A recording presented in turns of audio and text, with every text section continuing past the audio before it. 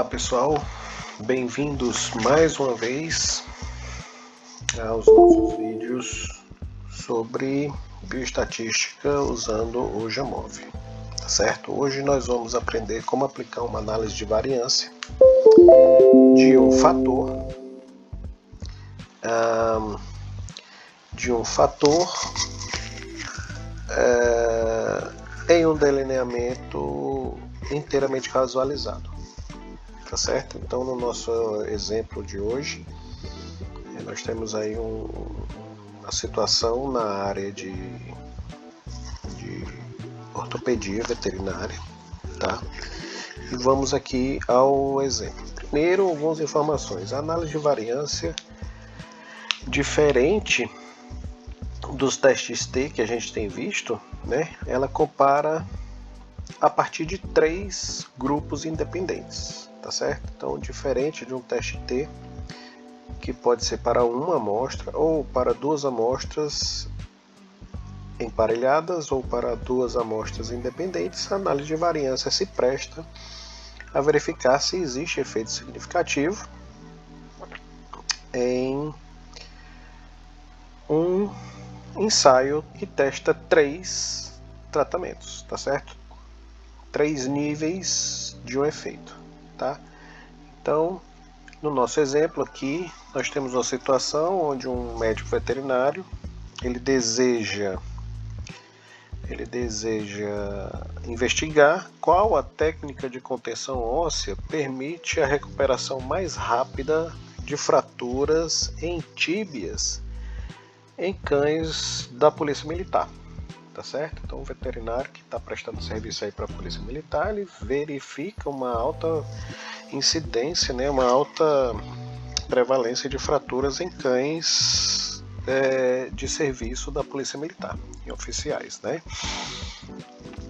Então, ele, para testar aí uma metodologia que possa recuperar mais rapidamente os cães, tanto para o bem-estar como para que eles voltem ao serviço, ele dispôs aí de 24 animais, né? Fez um experimento aí com 24 animais, todos divididos aleatoriamente em 3 grupos de 8 animais, tá certo? E receberam os seguintes tratamentos. Cada grupo recebeu o seguinte tratamento, tá? O tratamento 1, que é de gesso oclusivo, tratamento com gesso convencional. Um tratamento 2, um método inovador, que é uma contenção com acrílico, estrutura de acrílico, com oclusão parcial. E o tratamento 3, uma tala de madeira com gaze e oclusão total com esparadrapo, tá certo? Então, ele tem esses 3 tratamentos, ele quer verificar qual desses permite uma consolidação óssea mais rápida, tá certo? Que demore menos tempo. Então, a variável estudada foi o tempo de consolidação em dias, tá? Que foi registrado adequadamente, né? E os dados apresentaram distribuição normal e variância homogênea, tá certo? Ou seja, eles atendem os pressupostos básicos para análise de variância, né? Então aqui nós temos os nossos 3 tratamentos, as repetições, 8 para cada tratamento, e aqui nós temos o tempo de consolidação em dias. E a análise de variância, ela se presta para verificar se existe diferença significativa entre os grupos testados, tá certo?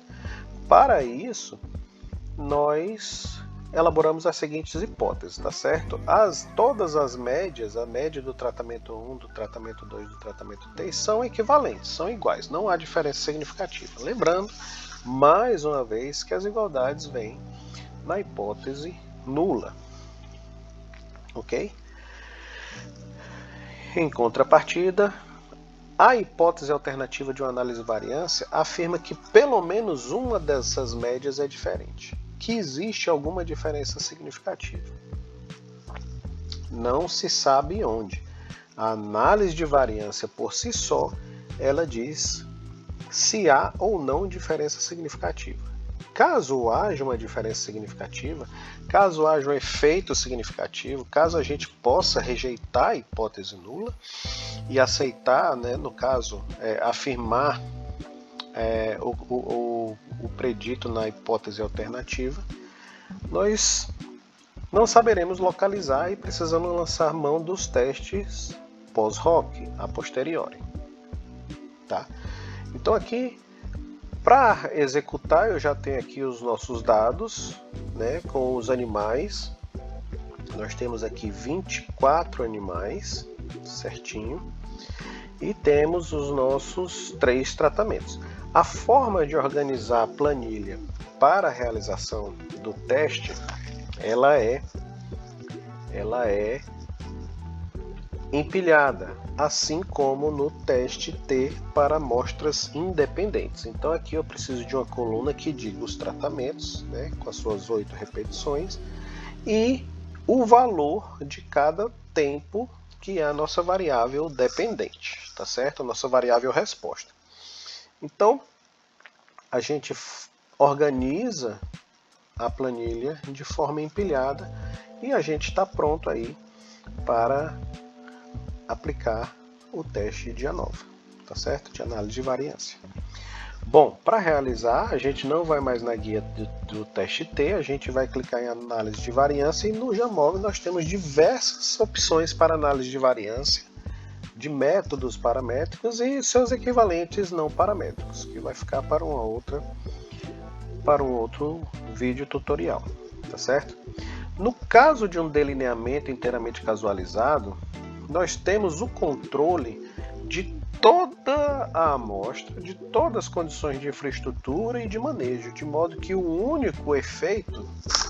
únicos efeitos que possam incidir sobre a variação, sobre a variância da nossa variável resposta são o tratamento, os diversos tratamentos, tá certo? Os diversos níveis do tratamento e variação individual, representada pelo erro ou pelo resíduo, tá certo? Então, nesse nosso delineamento inteiramente casualizado, ANOVA um fator, nós temos duas formas de fazer no Jamov. Nós temos um método exclusivo para análise a um fator, para uma análise de delineamento inteiramente casualizado, ou seja, ANOVA um fator, que é mais simples, porém menos detalhado e traz menos informações, mas é uma análise fácil para a gente ter uma resposta rápida, tá certo? E a outra forma é aqui na ANOVA convencional, que permite a inserção de mais de um fator. Mas se nós inserirmos somente um fator, a gente está lidando aí com uma análise em delineamento inteiramente casualizado, desde que a gente tenha o controle de todos os efeitos possíveis, tá certo? Então eu vou fazer das duas formas, contudo eu vou iniciar aqui pela análise pela ANOVA a um fator, que é específico para este caso. Então quando a gente clica aqui, abre-se a guia de análise e da mesma forma do teste T para amostras independentes, eu vou colocar aqui a minha variável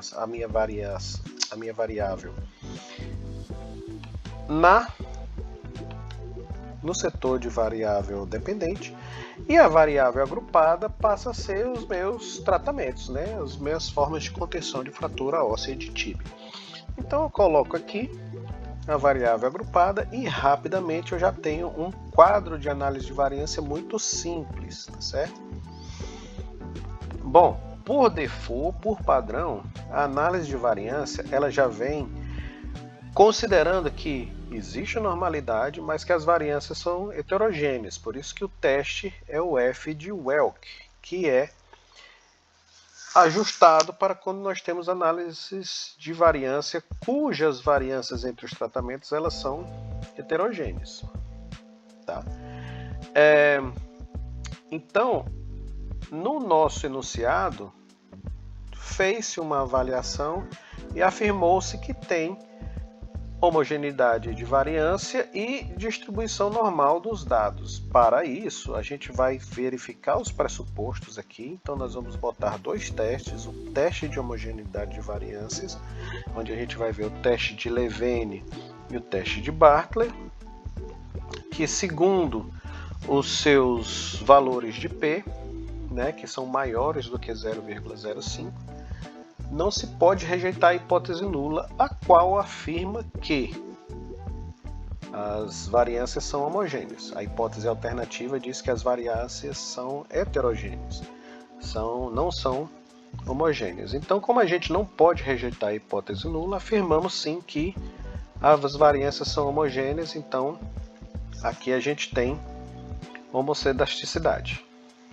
O outro pressuposto é o teste de normalidade, que a gente verifica aqui através do teste de Shapiro-Wilk que a mesma interpretação pode ser feita, tanto o Shapiro-Wilk como o Algorod e Smirnov. Então, nós temos aqui que o valor de P é maior do que 0,05, não podemos rejeitar a hipótese nula e sim afirmamos que a variável ela tem distribuição normal. Muito bem, atendidos os pressupostos, a gente vai mudar a nossa variância de heterogênea de Welch para homogênea de Fisher. E aqui nós temos um ajuste melhor do efeito, tá certo? A gente tem um teste F de 11,3 e um p-valor menor do que 0,01. Como a análise de variância apresentou um valor de P menor do que 0,05, nós não podemos rejeitar a nossa hipótese nula. Perdão, nós devemos rejeitar a nossa hipótese nula porque é um efeito significativo. Então nós não podemos afirmar que as médias elas sejam iguais. Tudo o que podemos concluir com a ANOVA até então é que pelo menos uma média é diferente, tá? Mas como fazer para verificar quais das médias diferem? Muito bem, a gente vai precisar lançar mão de testes a posteriori, que são os testes pós-hoc, tá certo? Para isso a gente vai abrir essa guia aqui de teste pós-hoc, tá? E aqui nós temos um teste sem correção, e para variâncias homogêneas nós temos o teste de Tukey, tá? É um teste bem rigoroso, né? Mas é o que tem disponível aqui para o Jamov, tá? Então a gente clica aqui no teste de Tukey e a gente vai ter um novo quadrinho aqui que vai mostrar tipo uma matriz, onde eles comparam os tratamentos todos contra todos. Muito bem. Quando a gente observa o tratamento 1 em contraste com o tratamento 2, a gente encontra uma diferença média em valor modular de 7,75 e um valor de P menor do que 0,01. Mais uma vez, nós temos aqui um efeito significativo e podemos afirmar que o tratamento 1 difere do tratamento 2. Muito bem. Nós podemos, vamos continuar as interpretações. Quando a gente compara o tratamento 1, que é o gesso convencional, com o acrílico, que é um método inovador, a gente observa uma diferença significativa. Já quando a gente compara o gesso com a tala e a gaze, a gente não tem diferença significativa. Podemos dizer que o tratamento 1 e o tratamento 3 apresentam a mesma equivalência. Já o tratamento 1 e o tratamento 2 diferem. A última comparação que precisa ser feita é entre o tratamento 2 e o tratamento 3. Quando a gente compara o tratamento 2 e o tratamento 3, e a gente obtém um valor absoluto de diferença de 6,13 dias e um valor de P menor do que 0,05. Também podemos afirmar que existe o efeito significativo de tratamento quando comparamos o tratamento 2 com o tratamento 3, tá certo? Então, dessa forma, a gente observa que o tratamento 2 ele difere tanto do tratamento 1 quanto do tratamento 3. E a gente pode deixar isso mais simples se a gente clicar aqui e a gente sinalizar com o asterisco quais são as diferenças significativas. Muito bem, sabemos que o tratamento 2 é diferente, do que os tratamentos 1 e dos tratamentos 3. Para verificar se eles são maiores, a gente lança mão das estatísticas descritivas, tá certo? Onde nós temos aqui nas descritivas de grupo o tratamento 1 com média de 27,9 dias, quase 28 dias, o tratamento 2 com média aproximada de 20 dias e o tratamento 3 de 26,3 dias. Aparentemente não, estatisticamente falando, o tratamento 2 é o que apresenta o menor tempo de consolidação óssea em relação aos demais tratamentos. E ele foi estatisticamente diferente do tratamento 1 e do tratamento 3. Tá? Então, a gente também pode lançar mão dos gráficos descritivos e isso aqui vai ficar mais evidente quando o Jamov colocar os nossos gráficos descritivos. Tá certo? E aqui nós vemos que há uma certa equivalência mesmo, a diferença entre as médias é muito pequena e considerando os seus limites máximos e mínimos do intervalo de confiança, eles mesmos não diferem. Já o tratamento 2 é visivelmente diferente, então é uma diferença significativa. E a gente pode chegar à conclusão de que o tratamento 2 ele parece ser a melhor opção porque apresenta um tempo de consolidação óssea estatisticamente menor do que os demais, né? Ganhando aí uma semana de tempo em relação à consolidação óssea, tá certo? As limitações desse tipo de análise de variância é que a gente não tem muitas opções em relação à sua tabela de análise de variância, tá certo? A gente só tem aqui o efeito de tratamento, não temos informações sobre o resíduo, sobre o quadrado, a gente não tem informações sobre os quadrados médios, sobre a soma de quadrado, tá certo? E o quadrado médio, principalmente do resíduo, é muito importante porque ele diz a variância geral de todo o ensaio, né? E também não temos dimensão de efeito sobre o teste F, nem sobre a dimensão do efeito dos testes de comparação de médias, do teste de Tukey, tá certo? Então, é uma certa limitação que nós temos em relação a esse módulo pronto para a nova 1 fator, tá certo? Agora a gente vai, de forma rápida, também simples, fazer a mesma análise num outro módulo, que é o módulo de ANOVA convencional. Ele tem muito mais opções e ele nos dá algumas informações mais detalhadas em termos de soma de quadrado e quadrado médio dos efeitos que nós estamos testando, tá certo? Então aqui o funcionamento é da mesma forma, a gente pode colocar o tempo de consolidação aqui em dias, tá certo? E o tratamento como fatores fixos, entendam as variáveis agrupadas. Se a gente tivesse mais de um fator incidindo sobre o tratamento, sobre os tratamentos, a gente poderia colocar aqui e estudar interação de fatores, poderíamos colocar aqui blocos, controle de blocos, etc. Tá? Que nós vamos ver nos próximos vídeos. Mas aqui nós temos a análise de variância pronta, tá certo? Por padrão,